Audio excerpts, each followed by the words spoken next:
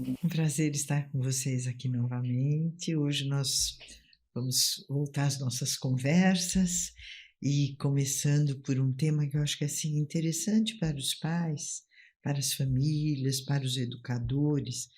A gente ter uma noção, quando a gente está convivendo com uma criança, seja em casa ou na escola, e ela começa a apresentar algumas questões ou questões de comportamento, mais agitada ou mais introspectiva, às vezes uma questão de linguagem.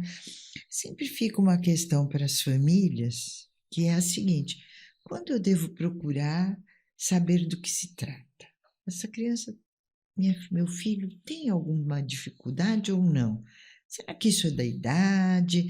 Será que é um momento? Será que é uma agitação? Será que é porque a gente saiu tal dia e ele voltou muito entusiasmado? Né? Então, essas coisas do dia a dia acabam muitas vezes fazendo com que os pais ou os educadores comecem a atribuir certas origens daquela dificuldade a algum evento, algum fato que a criança tenha vivido. Mas o que é importante observar é assim: isso é constante, né? Isso vem num crescente. Eu acho que quando a gente fala de buscar um esclarecimento, porque um diagnóstico nada mais é do que um esclarecimento do que se passa com aquela criança. Portanto, ele não tem uma característica de designar um problema.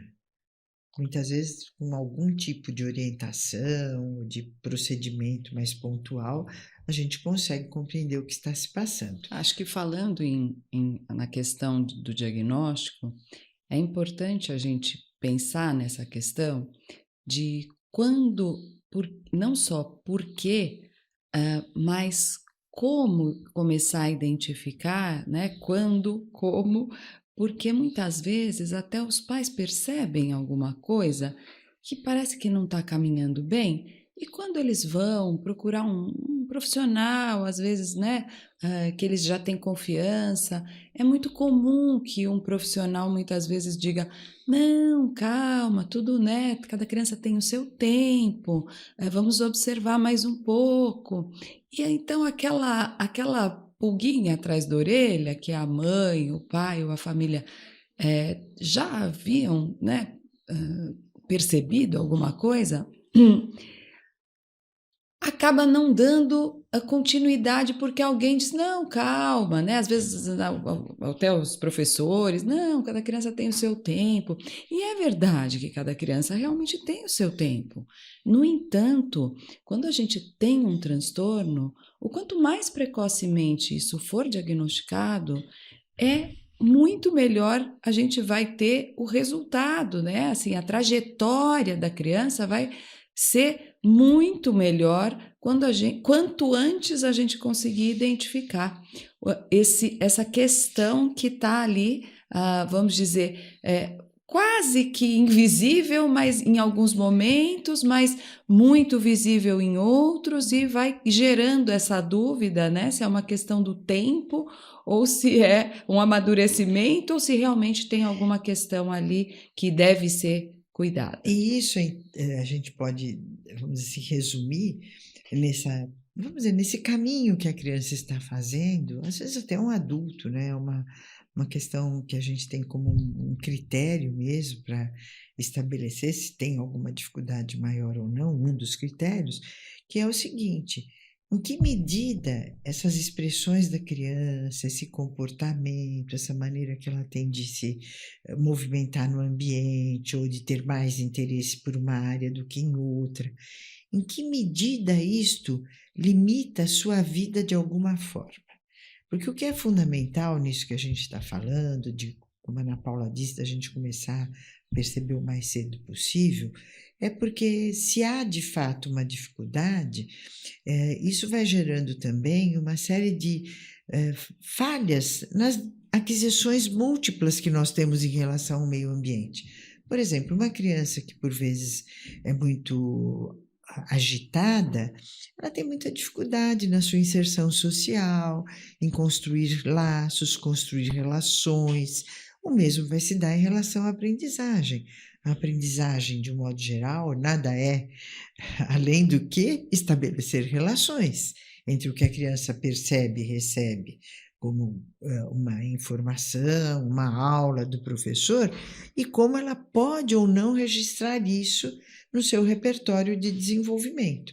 Então, vamos dizer assim, o ponto nevrálgico que a gente podia estabelecer é assim, em que medida certas questões desse desenvolvimento interferem num padrão geral de aquisições dessa criança, ou a limitam. Por exemplo, às vezes os pais não podem ir a um supermercado com um filho porque ele é muito agitado.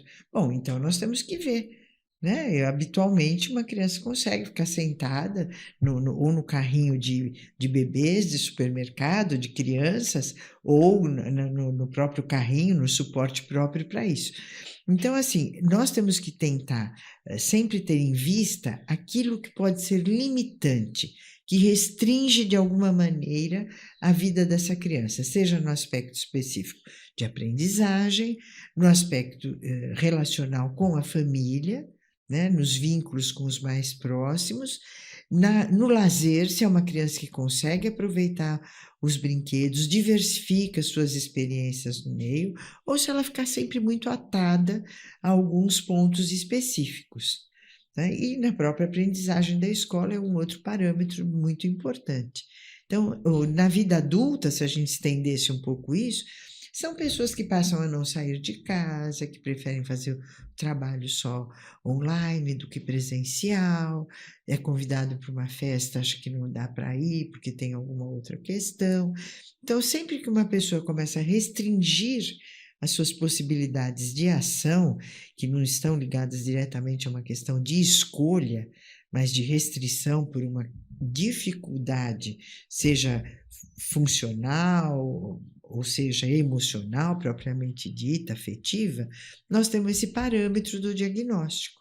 É importante diagnosticar e ver o que está acontecendo. Você está trazendo um ponto muito importante em relação ao diagnóstico, porque justamente tem um limiar, porque todas as pessoas, todas as crianças, jovens, adultos, todos nós temos questões que estão dentro da normalidade, a agitação, um pouco de ansiedade em algumas situações, né? Uma tristeza que pode nos abater em alguns momentos. Então, às vezes até certos comportamentos, né, que algumas crianças têm de manias, né? Então, assim, até que ponto esses comportamentos estão dentro de um parâmetro de normalidade? Justamente quando não estão interferindo na rotina, na vida, né? No desenvolvimento daquela criança, no próprio convívio familiar harmônico. Então, o diagnóstico vai ajudar a encontrar esse ponto, né? Que é até onde está dentro de um parâmetro de normalidade e até que ponto já passou e está causando ou se configurando como um transtorno.